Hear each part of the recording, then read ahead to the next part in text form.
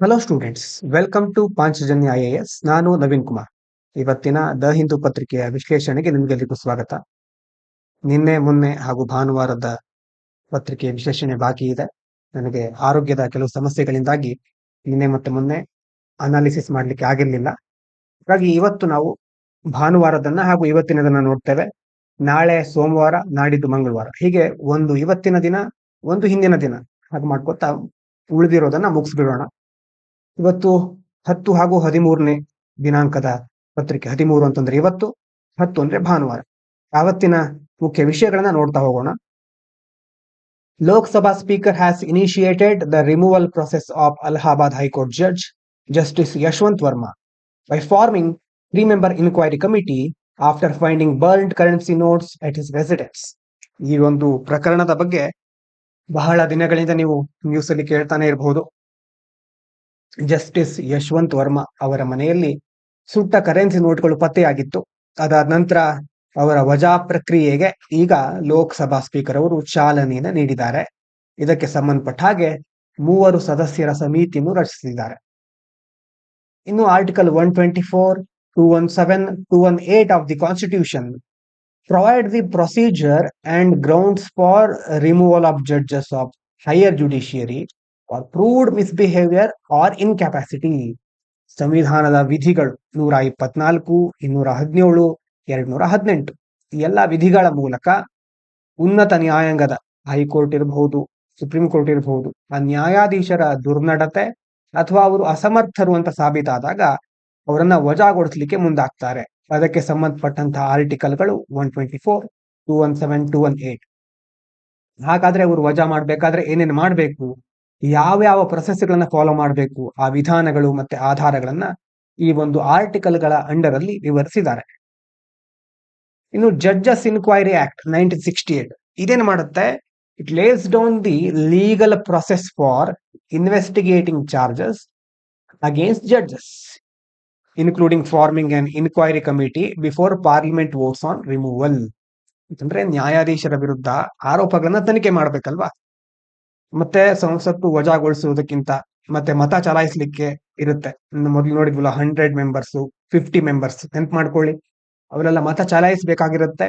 ಅದಕ್ಕಿಂತ ಮೊದಲು ಒಂದು ವಿಚಾರಣಾ ಸಮಿತಿಯನ್ನ ರಚಿಸುತ್ತಾರೆ. ಆ ರಚಿಸಿ ಕಾನೂನು ಪ್ರಕ್ರಿಯೆಗಳನ್ನ ಯಾವ ರೀತಿ ಮಾಡಬೇಕು ಅನ್ನೋದನ್ನ ನ್ಯಾಯಾಧೀಶರ ಕಾಯ್ದೆ 1968ರ ಅಡಿಯಲ್ಲಿ ವಿವರಿಸಿದ್ದಾರೆ. ಇವಿಷ್ಟು ಇದಕ್ಕೆ ಸಂಬಂಧಪಟ್ಟಂತ ಮುಖ್ಯವಾದ ವಿಷಯಗಳು. ಮುಂದಿನ ದಿನಗಳಲ್ಲೂ ಸಹ ಇದಕ್ಕೆ ಸಂಬಂಧಪಟ್ಟ ಹಾಗೆ ಬೇರೆ ಬೇರೆ ವಿಚಾರಗಳು ಬರಬಹುದು, ಆವಾಗ ಇನ್ನೂ ಸಹ ನೋಡೋಣ.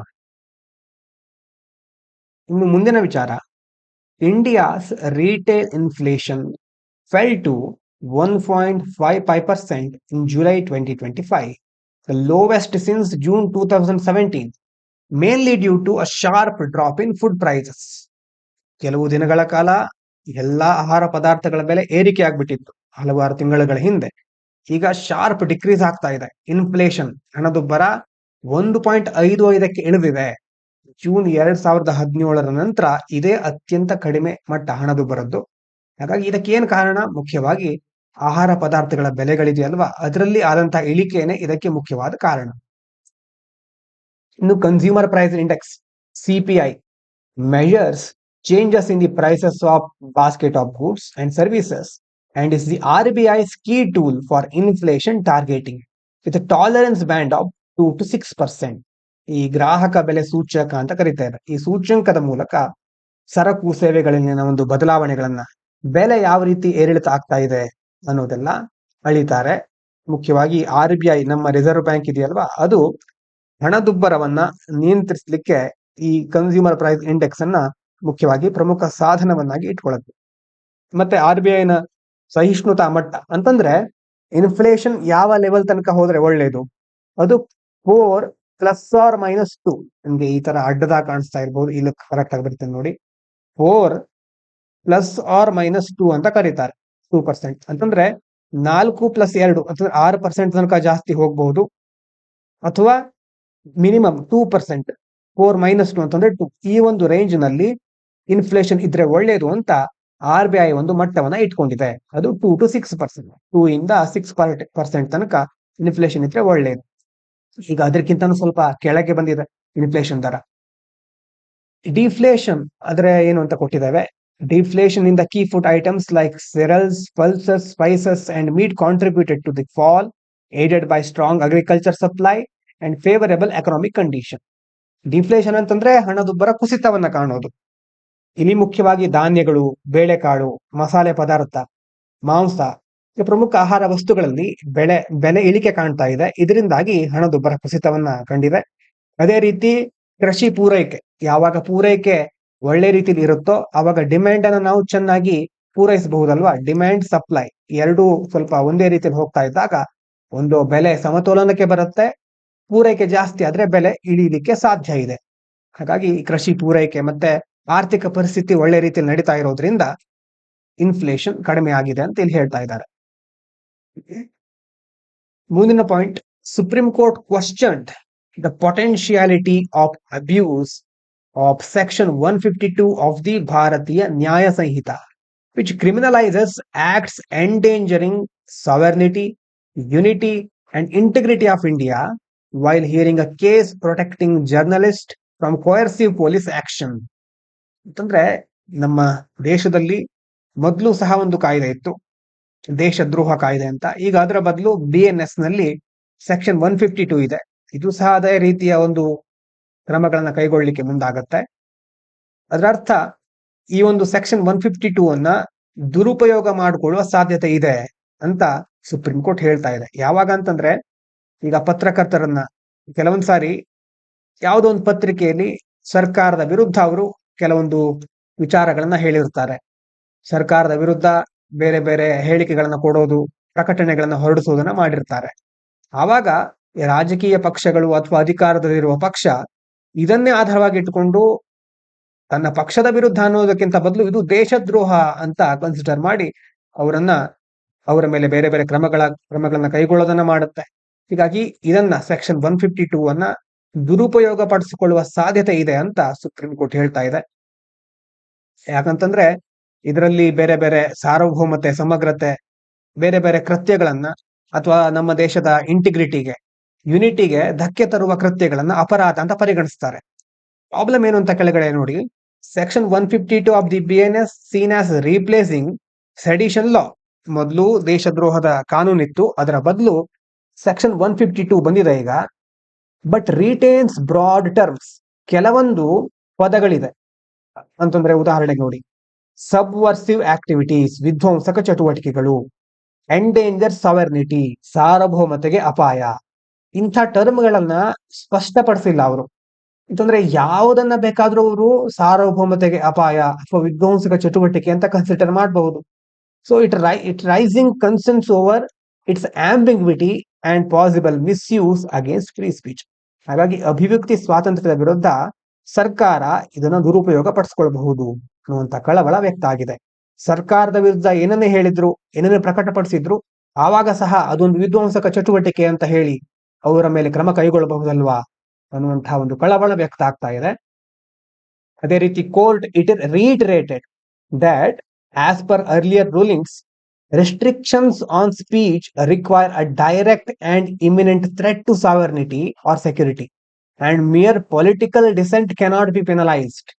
ಅಂತಂದ್ರೆ ಒಂದು ಪಕ್ಷ ಇರುತ್ತೆ, ಪೊಲಿಟಿಕಲ್ ಡಿಸೆಂಟ್ ಅಂತಂದ್ರೆ ಭಿನ್ನಾಭಿಪ್ರಾಯ. ಪಕ್ಷಕ್ಕೆ ಸಂಬಂಧಪಟ್ಟ ಹಾಗೆ ಒಬ್ಬ ಪತ್ರಿಕೆಯವರಿಗೆ ಭಿನ್ನಾಭಿಪ್ರಾಯ ಇರಬಹುದು. ಪಕ್ಷವನ್ನ ವಿರೋಧಿಸಿ ಯಾವುದೋ ಒಂದು ಆರ್ಟಿಕಲ್ ಅನ್ನ ಪ್ರಕಟ ಮಾಡಿದ ಮಾತ್ರಕ್ಕೆ ಅದಕ್ಕೆ ಶಿಕ್ಷೆ ಕೊಡಬಾರದು ಅಂತ ಕೋರ್ಟ್ ಹೇಳ್ತಾ ಇದೆ.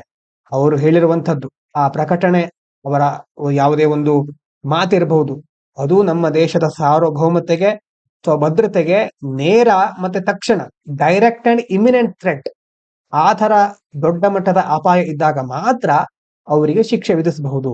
ರಾಜಕೀಯ ಭಿನ್ನಾಭಿಪ್ರಾಯವನ್ನ ಇಟ್ಕೊಂಡು ಶಿಕ್ಷೆ ಕೊಡ್ಲಿಕ್ಕೆ ಆಗೋದಿಲ್ಲ ಅಂತ ಸುಪ್ರೀಂ ಕೋರ್ಟ್ ಹೇಳಿದೆ. The Union Cabinet has approved 4 semiconductor plants under the India Semiconductor Mission with a total investment of 4594 crore to be set up in Odisha, Punjab and Andhra Pradesh.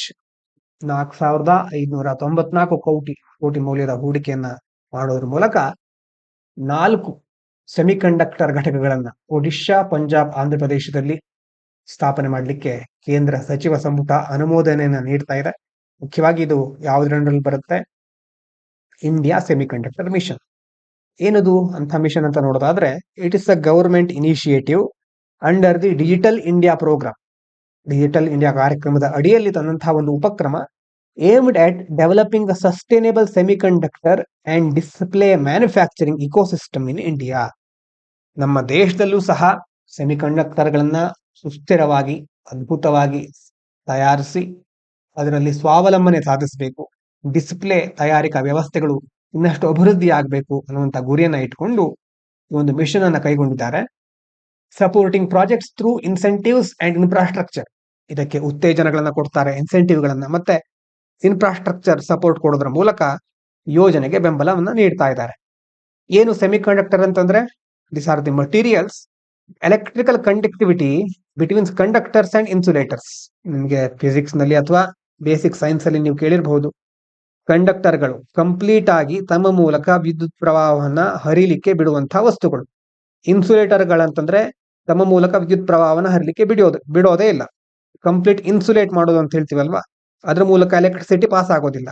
Semi conductor ಅಂತಂದ್ರೆ ಮಿಡ್ಲಲ್ಲಿ ಇರುತ್ತವೆ, ಅಂತಂದ್ರೆ electric conductivity conductors ಮತ್ತೆ ಇನ್ಸುಲೇಟರ್ಗಳ ಮಧ್ಯದಲ್ಲಿ ಇರ್ತವೆ.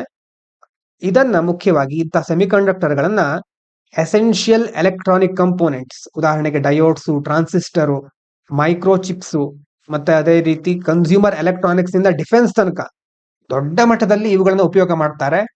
ಹಾಗಾಗಿ ಭಾರತ ಸಹ ಈ ಕ್ಷೇತ್ರದಲ್ಲಿ ಉತ್ತಮವಾಗಿ ಅಭಿವೃದ್ಧಿಯನ್ನ ಮಾಡಲೇಬೇಕಾಗಿದೆ. ಇದಕ್ಕೋಸ್ಕರ ಇಂಡಿಯಾ ಸೆಮಿಕಂಡಕ್ಟರ್ ಮಿಷನ್ ಅನ್ನ ತರ್ತಾ ಇದ್ದಾರೆ. ಅದರ ಅಂಡರ್ ಅಲ್ಲಿ 4 ಸೆಮಿಕಂಡಕ್ಟರ್ ಘಟಕಗಳನ್ನ ಈಗ ಸ್ಥಾಪನೆ ಮಾಡಲಿಕ್ಕೆ ಅನುಮೋದನೆ ಸಿಕ್ಕಿದೆ. ಮುಂದಿನದು ನೋಡೋಣ. In Karur district of Tamil Nadu, members of Thottiya Naicker community demolished 200 feet long, 10 feet high untouchability wall allegedly built to block access for the ಅರುಂಧತಿಯಾರ್ scheduled caste community. ಈಗಿನ ಕಾಲದಲ್ಲೂ, ಈಗಿನ ಕಾಲ ಅಂತಲ್ಲ, ಎಲ್ಲಾ ಕಾಲದಲ್ಲೂ ನಾವು ನೋಡ್ತಾ ಇರ್ತೇವೆ ಅಸ್ಪೃಶ್ಯತೆ ಅನ್ನೋದು ಇನ್ನೂ ಮುಂದುವರಿತಾನೆ ಇದೆ. ಅಸ್ಪೃಶ್ಯತಾ ಗೋಡೆ ಅಂತ ಇತ್ತು ತಮಿಳುನಾಡಿನ ಕರೂರ್ ಜಿಲ್ಲೆಯಲ್ಲಿ. ಅಲ್ಲಿನ ತೊಟ್ಟಿ ನಾಯ್ಕರ್ ಸಮುದಾಯದ ಸದಸ್ಯರು ಏನ್ ಮಾಡಿದ್ದಾರೆ, ಅದೆಷ್ಟು 200 ಅಡಿ ಉದ್ದ, 10 ಅಡಿ ಎತ್ತರ ಇರುವಂತಹ ಒಂದು ಅಸ್ಪೃಶ್ಯತಾ ಗೋಡೆನ ಕೆಡವಿದ್ದಾರೆ. ಯಾಕೆ ಈ ಗೋಡೆ ನಿರ್ಮಾಣ ಮಾಡಿದ್ರು ಅಂತಂದ್ರೆ, ಇಲ್ಲಿರೋ ಮಾಹಿತಿ ಪ್ರಕಾರ ಅರುಂಧತಿಯಾರ್ ಪರಿಶಿಷ್ಟ ಜಾತಿ ಸಮುದಾಯ ಪ್ರವೇಶ ಮಾಡಬಾರದು ಅನ್ನುವ ಒಂದು ಕಾರಣಕ್ಕೋಸ್ಕರ ಅದನ್ನು ನಿರ್ಮಿಸಿದ್ರು. ಮತ್ತೆ wall was constructed on government poramboke land, ಸರ್ಕಾರದ ಭೂಮಿ ಅಂತ ನಾವು ತಿಳ್ಕೊಳ್ಬಹುದು. ಸರ್ಕಾರಿ ಭೂಮಿಯಲ್ಲಿ ನಿರ್ಮಿಸಲಾಗಿತ್ತು ಇದನ್ನ. And SC community members claimed it was intended to enforce caste based segregation. ಮತ್ತೆ ಈ ಪರಿಶಿಷ್ಟ ಜಾತಿ ಆಧಾರಿತ ಪ್ರತ್ಯೇಕತೆ ಅದನ್ನ ಎಲ್ಲ ಕಡೆ ಹರಡ್ಲಿಕ್ಕೆ ಇದನ್ನ ನಿರ್ಮಾಣ ಮಾಡಿದ್ರು. Violating the right to access public areas. ಹಾಗಾಗಿ ತಮ್ಮ ಪ್ರತಿಯೊಬ್ಬರಿಗೂ ಪಬ್ಲಿಕ್ ಏರಿಯಾಗಳನ್ನ, ಸಾರ್ವಜನಿಕ ಪ್ರದೇಶಗಳಿಗೆ ಪ್ರವೇಶಿಸುವ ಹಕ್ಕಿದೆ. ಆದ್ರೆ ಇಲ್ಲಿ ಪರಿಶಿಷ್ಟ ಜಾತಿಯವರಿಗೆ ಆ ಹಕ್ಕನ್ನ ಕೊಡ್ತಾ ಇಲ್ಲ, ನಮ್ಮ ಹಕ್ಕು ಉಲ್ಲಂಘನೆ ಆಗ್ತಾ ಇದೆ ಅಂತ ಅವರು ಪ್ರತಿಪಾದಿಸ್ತಾ ಇದ್ರು. ಇನ್ನು under Indian law, untouchability is abolished by Article 17 of the Constitution and its practice is punishable under the Scheduled Caste and Scheduled Tribes Act 1989. ಅನ್ಟಚಬಿಲಿಟಿಯನ್ನ, ಅಸ್ಪೃಶ್ಯತೆಯನ್ನ ಸಂಪೂರ್ಣವಾಗಿ ರದ್ದುಪಡಿಸಿದ್ದಾರೆ. ಮತ್ತೆ ಅದರ ಆಚರಣೆ ಏನಾದ್ರೂ ಆಗ್ತಾ ಇದೆ ಅಂತಂದ್ರೆ ಪರಿಶಿಷ್ಟ ಜಾತಿ ಪರಿಶಿಷ್ಟ ಪಂಗಡಗಳ ದೌರ್ಜನ್ಯ ತಡೆ ಕಾಯ್ದೆ 1989 ಇದರ ಅಡಿಯಲ್ಲಿ ಇದೊಂದು ಶಿಕ್ಷಾರ್ಹ ಅಪರಾಧ, ಪನಿಷಬಲ್ ಅಫೆನ್ಸ್ ಅದು. ಇನ್ನು ಮುಂದಿನದ್ದು ನೋಡೋಣ. ಇಲ್ಲಿ ಸ್ವಲ್ಪ ಸೈನ್ಸ್ ರಿಲೇಟೆಡ್ ಆರ್ಟಿಕಲ್ ಇದೆ, ಎಲ್ಲ ನೆನ್ಪಿಟ್ಕೊಳ್ಬೇಕು ಅಂತಿಲ್ಲ, ಆದ್ರೆ ಯಾವ್ದಕ್ಕೆ ಸಂಬಂಧಪಟ್ಟಿದ್ದು ಅಂತ ಆದ್ರೂ ನೋಡ್ಕೊಳ್ಳಿ. Scientist have solved long standing question how protein fold in to their unique 3D shapes despite having an astronomical number of possible amino acid combination. ಪ್ರೋಟೀನ್ಗಳಲ್ಲಿ ತುಂಬಾ ಅಮೈನೋ ಆಸಿಡ್ಗಳಿರುತ್ತೆ. ಇಷ್ಟೆಲ್ಲ ಆಸಿಡ್ಗಳಿದ್ರೂ ಸಹ ಅದರಲ್ಲಿ 3D ಸ್ಟ್ರಕ್ಚರ್ ಹೇಗೆ ಬಂತು ಅನ್ನುವಂತ ಒಂದು ಪ್ರಶ್ನೆ ವಿಜ್ಞಾನಿಗಳಿಗೆ ಮೊದಲಿಂದ ಕಾಡ್ತಾ ಇತ್ತು. ಅದಕ್ಕೆ ಈಗ ಅವರು ಉತ್ತರ ಕೊಂಡ್ಕೊಂಡಿದ್ದಾರೆ.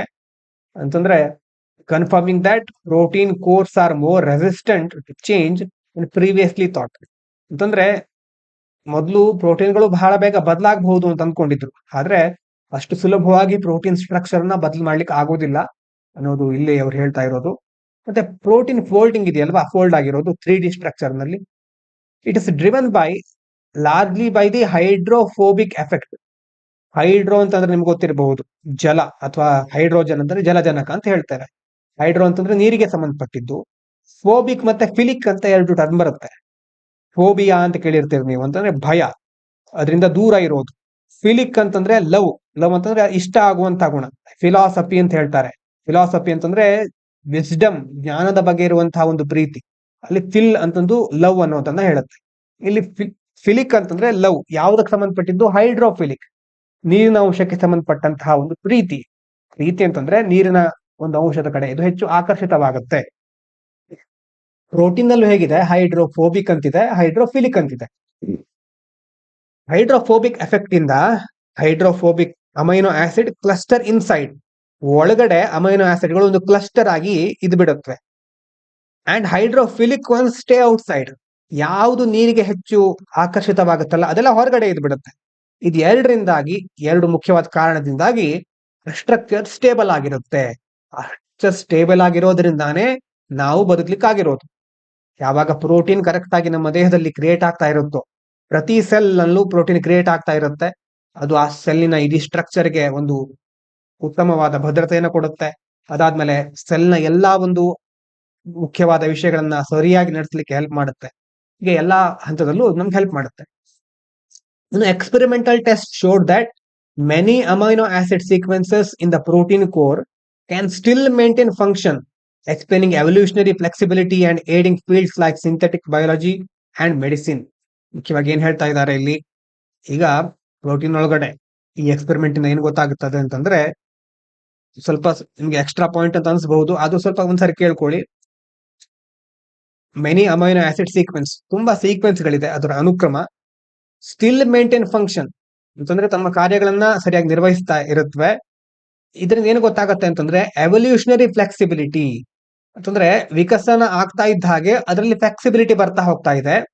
ಮತ್ತೆ ಈ ಒಂದು ಅಂಶವನ್ನ ಮುಖ್ಯವಾಗಿ ನಾವು ಸಿಂಥೆಟಿಕ್ ಬಯಾಲಜಿ ಅಂತಂದ್ರೆ ಸಂಶ್ಲೇಷಿತ ಜೀವಶಾಸ್ತ್ರ ಅಂತ ಹೇಳ್ತಾರೆ.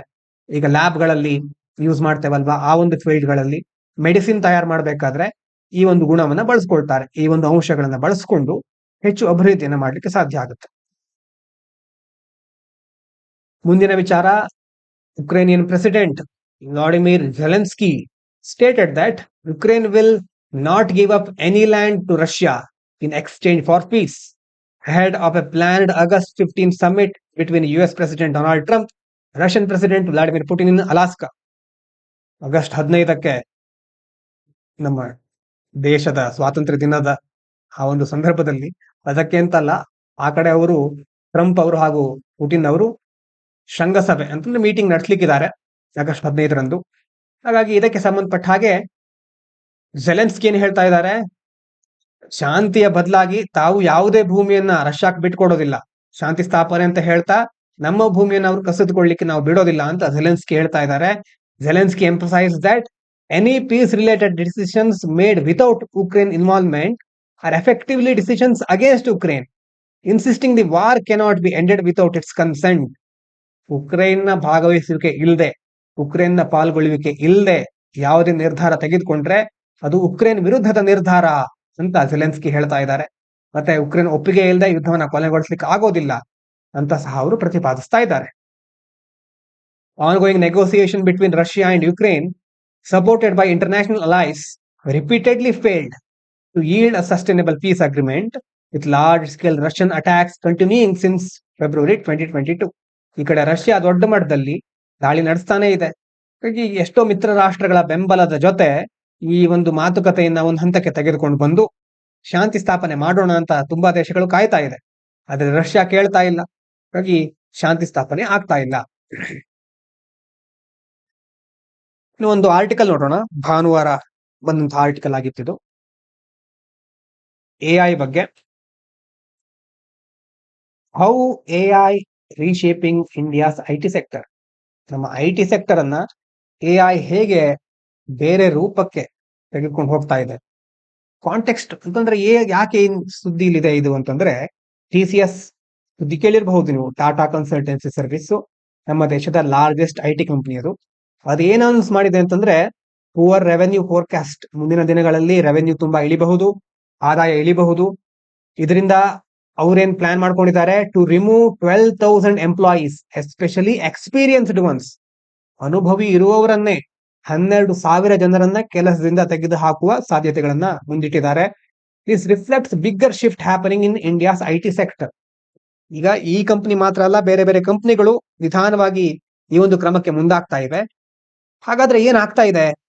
Y is this happening? ಯಾಕೆ ಹೀಗಾಗ್ತಾ ಇದೆ? AI revolution transforming how software is developed and maintained. ನೀವು ಚಾಟ್ GPT ಬಗ್ಗೆ ನಾನು ಮೊದಲು ಹೇಳಿದ್ದೆ ಕರೆಂಟ್ ಅಫೇರ್ಸ್ ಕ್ಲಾಸ್ ನಲ್ಲಿ. ಅದನ್ನ ಎಫಿಷಿಯಂಟ್ ಆಗಿ ಯೂಸ್ ಮಾಡ್ಕೊಂಡ್ರೆ ಯಾವ ರೀತಿ ಯೂಸ್ ಮಾಡ್ಕೊಳ್ಬಹುದು ಅಂತಂದ್ರೆ, ನೀವೇ ನಿಮ್ದೇ ಆದ ಸಾಫ್ಟ್ವೇರ್ ಅನ್ನ ಬಿಲ್ಡ್ ಮಾಡಬಹುದು, ನಿಮ್ದೇ ಆದ ಬುಕ್ ರೆಡಿ ಮಾಡಬಹುದು, ನಿಮ್ದೇ ಆದಂತಹ ಕೋಚಿಂಗ್ ಅನ್ನೇ ತೆರೀಬಹುದು.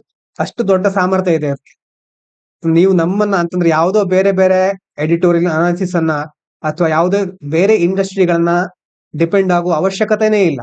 ಈಗಿರುವ AI ರೆವಲ್ಯೂಷನ್ ಇದೆಯಲ್ವಾ, ನಿಮಗೆ ಜಸ್ಟ್ ಅದರ ಜೊತೆ ಇನ್ವಾಲ್ವ್ಮೆಂಟ್ ಬೇಕಾಗುತ್ತೆ ಅಷ್ಟೇ. ಕೆಲವು ದಿನಗಳು ಕಷ್ಟ ಆಗಬಹುದು, ನಿಧಾನ ಅದಕ್ಕೆ ನೀವು ಒಗ್ಗಿಕೊಂಡ್ರೆ ಅದರಷ್ಟು ಒಳ್ಳೆಯ ರಿಸೋರ್ಸ್ ಈಗ ಸದ್ಯಕ್ಕೆ ಯಾವುದೂ ಇಲ್ಲ, ಮತ್ತೆ ಎಲ್ಲರ ಕೈಗೂ ಸಿಗ್ತಾ ಇದೆ. ಮೊಬೈಲ್ ಇದೆ ಅಂತಂದ್ರೆ ಚಾಟ್ GPT ಅವರದ್ದು ಚಾಟ್ GPT 5 ಅಂತ ಬಂದಿದೆ, ನಿಮ್ಗೆ ಗೊತ್ತಿರಬಹುದು. 5 ನಲ್ಲಿ ಸ್ವಲ್ಪ ಇನ್ನೂ ಅಡ್ವಾನ್ಸ್ಡ್ ಕೋಡಿಂಗ್ ಅಬಿಲಿಟಿ ಇದೆ ಅದಕ್ಕೆ. ನೀವು ಒಂದು ಗೇಮ್ ನ ಬಗ್ಗೆ ಕೋಡ್ ಡೆವಲಪ್ ಮಾಡ್ಕೊಡು ಅಂತಂದ್ರೆ ಅದು ಇಡೀ ಗೇಮ್ ಅನ್ನೇ ನೀವು ಆಟ ಆಡಬಹುದು. ಗೇಮ್ ಅಂತಂದ್ರೆ ಉದಾಹರಣೆಗೆ ದೊಡ್ಡ ದೊಡ್ಡ ಗೇಮ್ ಅನ್ನ ಡೆವಲಪ್ ಮಾಡ್ಲಿಕ್ಕೆ ಸ್ವಲ್ಪ ಟೈಮ್ ಬೇಕಾಗುತ್ತೆ.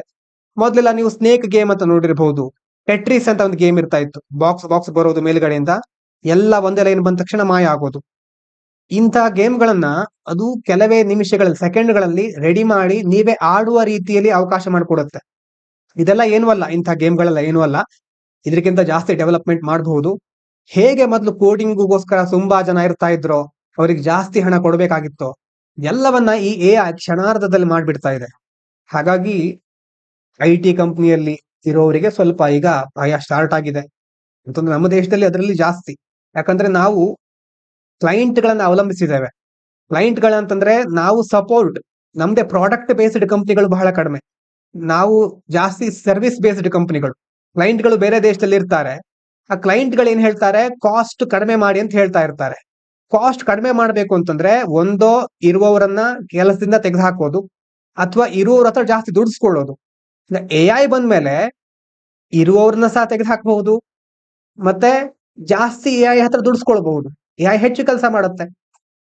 ಹಾಗೆ ಆ AI ನ ಪವರ್ ನ ನೆಗ್ಲೆಕ್ಟ್ ಮಾಡಬೇಡಿ. AI ಗೆ ಸಂಬಂಧಪಟ್ಟಂತ ವಿಡಿಯೋಗಳನ್ನ ನೋಡಿ ಬೇಗ ಅದನ್ನ ಕಲ್ತ್ಕೊಳ್ಳಿ. ಮುಂದಿನ ದಿನಗಳಲ್ಲಿ ನಿಮ್ಗೆ ಬಹಳ ಹೆಲ್ಪ್ ಆಗುತ್ತೆ. ಹಾಗಾಗಿ AI ರೆವಲ್ಯೂಷನ್ ಆಗ್ತಾ ಇದೆ. ಡೆವಲಪ್ಡ್ ಒಂದು ಸಾಫ್ಟ್ವೇರ್ ಹೇಗೆ ಡೆವಲಪ್ ಆಗಬೇಕು, ಅದನ್ನ ಮೇಂಟೈನ್ ಮಾಡೋದು, ಇದಕ್ಕೆ ಸಂಬಂಧಪಟ್ಟ ಹಾಗೆ ದೊಡ್ಡ ಬದಲಾವಣೆಗಳಾಗ್ತಾ ಇದೆ. Companies now want fewer employees but with AI skills. AI ಗೊತ್ತಿದ್ದವರನ್ನ ಕೆಲವೇ ಜನ ಇದ್ರೆ ಸಾಕು. 100 ಜನ ಮೊದಲು ಕೆಲಸ ಮಾಡ್ತಿರೋದನ್ನ ಈಗ 5ರಿಂದ 10 ಜನ ಇವರಿಗಿಂತ ಕಡಿಮೆ ಸಮಯದಲ್ಲಿ ಮಾಡಿ ಮುಗಿಸಬಹುದು, ಅವರಿಗೆ ಒಂದು ವೇಳೆ AI ಹೇಗೆ ಯೂಸ್ ಮಾಡಬೇಕು ಅಂತ ಗೊತ್ತಿದ್ರೆ. Task like software development, testing, maintenance are being automated. ಎಲ್ಲವನ್ನ ಆಟೋಮೇಷನ್ ಮಾಡ್ತಾ ಇದ್ದಾರೆ ಅಂತಂದ್ರೆ ಆಟೋಮೆಟಿಕ್ ಆಗಿ ನಡೀತಾ ಹೋಗುತ್ತೆ, ಎಲ್ಲ ಮಿಷಿನ್ಗಳೇ ಮಾಡ್ತಾ ಹೋಗುತ್ತೆ. ಮತ್ತೆ AI ಟೂಲ್ಸ್ ಗಳು ಫಾಸ್ಟ್ ಆಗಿ ವರ್ಕ್ ಆಗುತ್ತೆ, ಎರರ್ಗಳು ಕಡಿಮೆ ಇರುತ್ತೆ. ಎರರ್ಗಳು ಅಂತಂದ್ರೆ ಒಂದ್ಸಾರಿ ಅದನ್ನ ನಾವು ಸಿಸ್ಟಮ್ ಅನ್ನು ಸೆಟ್ ಮಾಡಿದ್ಮೇಲೆ ಎರರ್ ಆಗುವ ಚಾನ್ಸ್ಗಳು ಕಡಿಮೆ, ಕಾಸ್ಟ್ ಸಹ ಕಡಿಮೆ ಇರುತ್ತೆ. ಮನುಷ್ಯರಿಗೆ ಸಂಬಳ ಕೊಡೋದಕ್ಕಿಂತ AI ಟೂಲ್ಸ್ ಗಳಿಗೆ ಸಂಬಳ ಕೊಟ್ರೆ ಜಾಸ್ತಿ ಕೆಲಸವನ್ನ ಅವರು ಮಾಡುತ್ತವೆ. ಅವರಿಗೆ ಸಂಬಳ ಕೊಡೋದು ಅಂತಂದ್ರೆ ಏನು ಅಂತಂದ್ರೆ, ಅವ್ರಿಗೆ ಸಂಬಳ ಕೊಡೋದು ಅಂತಂದ್ರೆ ಅವ್ರಿಗೆ ಪ್ರತಿ ತಿಂಗಳು ಸಂಬಳ ಕೊಡೋದಲ್ಲ. ಪ್ರತಿ AI ಟೂಲ್ ನಲ್ಲೂ ಒಂದು ಪ್ರೈಸಿಂಗ್ ಅಂತ ಸೆಕ್ಷನ್ ಇರುತ್ತೆ, ಅದನ್ನ ಪರ್ಚೇಸ್ ಮಾಡ್ಬೇಕಾಗಿರುತ್ತೆ. AI ಪರ್ಚೇಸ್ ಮಾಡೋದು ಬಹಳ ಈಸಿ ಆಗಿಬಿಟ್ಟಿದೆ ಈಗ. ಯಾಕೆ ಹೀಗಾಗ್ತಾ ಇದೆ ಈಗಲೇ? ಯಾಕೆ ಅಂತಂದ್ರೆ AI is growing quickly because companies want to cut cost, improve efficiency. ಎಲ್ಲಾ ಕಡೆ ಎಲ್ಲಾ ಕಂಪನಿಗಳ ಉದ್ದೇಶನೂ ಅದೇ, ಪ್ರಾಫಿಟ್ ಅನ್ನ ಜಾಸ್ತಿ ಮಾಡ್ಕೋಬೇಕು. ಒಂದೋ ತುಂಬಾ ವಿಧಾನಗಳಿದೆ ಪ್ರಾಫಿಟ್ ಜಾಸ್ತಿ ಮಾಡ್ಕೊಳ್ಳಿಕ್ಕೆ. ಅಂದ್ರೆ ಕಾಸ್ಟ್ ಕಟ್ ಮಾಡೋದು, ಇರುವಂತಹ ಖರ್ಚನ್ನ ಕಡಿಮೆ ಮಾಡೋದು, ದಕ್ಷತೆಯನ್ನ ಜಾಸ್ತಿ ಮಾಡೋದು. ಇದಕ್ಕೋಸ್ಕರ AI ಹೆಲ್ಪ್ ಮಾಡುತ್ತೆ.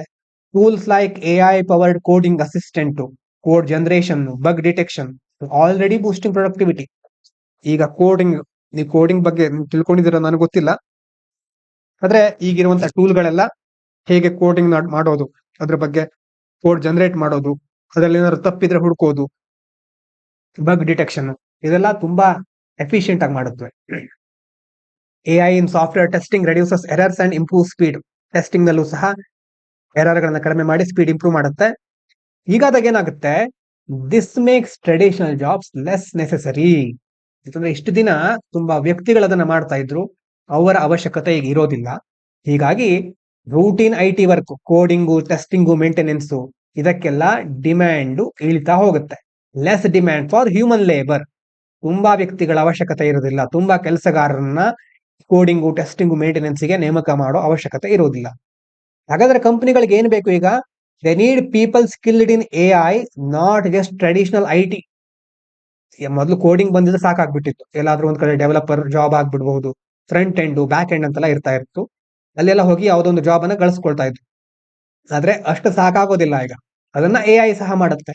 ಇದನ್ನ ಸಹ ನಾವು ಮಾನಿಟರ್ ಮಾಡಬೇಕು. ಅದ್ರ ಜೊತೆ AI ಅನ್ನ ಹೇಗೆ ಯೂಸ್ ಮಾಡಬೇಕು ಅನ್ನೋದು ಸಹ ಗೊತ್ತಿರಬೇಕು. ಹಾಗಾಗಿ ಆ ಸ್ಕಿಲ್, AI ಸ್ಕಿಲ್ ಇದ್ದವರಿಗೆ ಈಗ ಜಾಸ್ತಿ ಬೇಡಿಕೆ ಬಂದಿದೆ. Job profiles are changing from basic coding to AI training, data handling, AI application building. ಈಗ ಪ್ರಾಂಪ್ಟ್ ಇಂಜಿನಿಯರಿಂಗ್ ಅನ್ನುವಂತ ಒಂದು ಸಹ ಫೀಲ್ಡ್ ಬಗ್ಗೆ ನೀವು ಕೇಳಿರಬಹುದು. ಪ್ರಾಂಪ್ಟ್ ಅಂತಂದ್ರೆ AI ಗೆ ನಾವು ಕೊಡುವಂತಹ ಕ್ವಶನ್ ಇರಬಹುದು, ನಾವು ಕೊಡುವ ಇನ್ಫಾರ್ಮೇಶನ್, ನಾವು ಕೇಳುವಂತ ಪ್ರಶ್ನೆ, ಅದೆಲ್ಲ ಪ್ರಾಂಪ್ಟ್ಗಳು. ಪ್ರಾಂಪ್ಟ್ ಅನ್ನ ಯೂಸ್ ಮಾಡಿ ಈಗ AI ನ ಟ್ರೈನ್ ಮಾಡೋದಿರಬಹುದು, ಅಥವಾ ಡೇಟಾ ಹ್ಯಾಂಡಲ್ ಮಾಡೋದು, ಇಡೀ ಅಪ್ಲಿಕೇಶನ್ ಬಿಲ್ಡ್ ಮಾಡೋದು, ಇದೆಲ್ಲವನ್ನ ಸಹ ಈಗ ಹೆಚ್ಚು ವಹಿಸ್ತಾ ಇದ್ದಾರೆ ಕಂಪನಿಗಳು. Companies are retraining staff but also reducing number of people. ಕೆಲವು ಕಂಪನಿಗಳು ಇರುವಂತಹ ಕೆಲಸಗಾರರಿಗೆ ಜಾಸ್ತಿ ಟ್ರೈನಿಂಗ್ ಕೊಟ್ಟು ಅವರನ್ನ ಸಹ ರೀಟ್ರೈನ್ ಮಾಡ್ತಾ ಇವೆ, ಆದ್ರೆ ಮೊದಲಿನಷ್ಟು ಜನಗಳನ್ನ ಇಟ್ಕೊಳ್ತಾ ಇಲ್ಲ. ಇನ್ನು ಭಾರತದ IT ಇಂಡಸ್ಟ್ರಿ ಇದೆಯಲ್ವಾ, ಈಗ ಇನ್ಫೋಸಿಸ್, ವಿಪ್ರೋ, TCS, ಟೆಕ್ ಮಹೀಂದ್ರ, ಇದೆಲ್ಲ ಫಸ್ಟ್ ಅಡಾಪ್ಟ್ ಕ್ವಿಕ್ಲಿ. ಬಹಳ ಬೇಗ ಅಡಾಪ್ಟ್ ಆಗದೆ ಇದ್ರೆ ತುಂಬಾ ಲಾಸ್ ಆಗ್ಬಿಡುತ್ತೆ.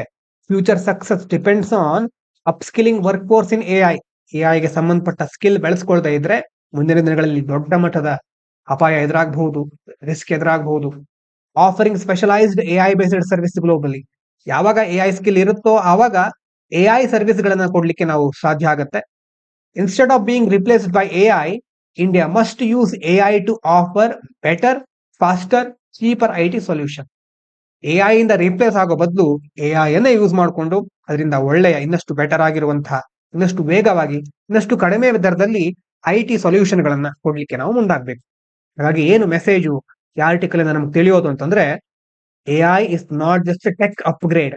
ಯಾವುದೋ ಒಂದು ಫೀಲ್ಡ್ ಅಲ್ಲಿ ಅಪ್ಗ್ರೇಡ್ ಆಗಿದೆ ಅಂತಂದ್ರೆ, ಈಗ ನೋಡಿ, ಅಪ್ಡೇಟ್ ಆಗೋದು ಅಂತಂದ್ರೆ ಏನು, ಅಪ್ಗ್ರೇಡ್ ಆಗೋದು ಅಂತಂದ್ರೆ ಏನು, ಎರಡು ಡಿಫರೆನ್ಸ್ ಇದೆ, ಹೋಗಿ ಚೆಕ್ ಮಾಡಿ. ಅಪ್ಗ್ರೇಡು, ಅಪ್ಡೇಟ್. ಟೆಕ್ನಾಲಜಿಯಲ್ಲಿ ಏನೋ ಅಪ್ಗ್ರೇಡ್ ಆಗಿದೆ, ಒಂದ್ ಕಡೆ ನಡೀತಾ ಇರುತ್ತೆ ಏನೋ ಒಂದು, ಹಾಗಾಗ್ತಾನೆ ಇರುತ್ತಲ್ಲ ಅಂತ ನಿಮ್ಗೆ ಅನ್ಸ್ಬಹುದು. ಅದು ಹಾಗಲ್ಲ. ಎಲ್ಲಾ ಕ್ಷೇತ್ರದಲ್ಲೂ AI ಬಂದೇ ಬರುತ್ತೆ. AI ನ ಯೂಸ್ ಮಾಡೋರು, ಅದನ್ನ ಹೇಗೆ ಯೂಸ್ ಮಾಡೋದು ತಿಳ್ಕೊಂಡವರು ಮುಂದೆ ಹೋಗ್ತಾನೆ ಇರ್ತಾರೆ. So it's a business survival issue. Technology upgrade ಮಾತ್ರ ಅಲ್ಲ, ಇದು ಆ ಬಿಸ್ನೆಸ್ ಉಳಿಯುತ್ತಾ ಬಿಡುತ್ತಾ ಅನ್ನೋದನ್ನ ನಿರ್ಧರಿಸುವ ಪ್ರಮುಖವಾದ ಅಂಶ ಅದು ಈಗ. So Indian IT companies must move from cost cutting outsourcing to AI powered solution.